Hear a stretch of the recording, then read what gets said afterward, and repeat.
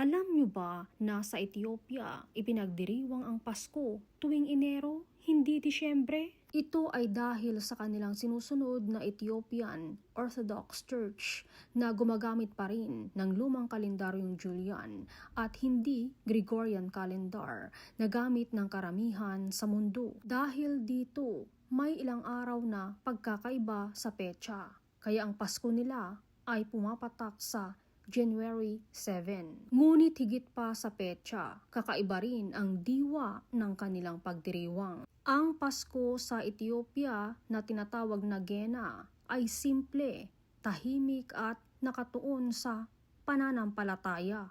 Nag-aayuno sila bago ang Pasko, nagsisimba ng madaling araw at inuuna ang panalangin kaysa sa handaan. Hindi marangya ang selebrasyon, ngunit puno ito ng kahulugan at debosyon. Ipinapaalala nito sa atin na ang Pasko ay hindi lamang tungkol sa dekorasyon, regalo o petsa sa kalendaryo.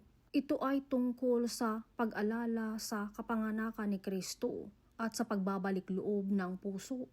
Iba-iba man ang paraan ng pagdiriwang sa bawat bansa, iisa pa rin ang mensahe: pananampalataya, kababaang loob, at pag-ibig na dapat nating isabuhay hindi lamang tuwing Pasko, kundi sa bawat araw ng ating buhay.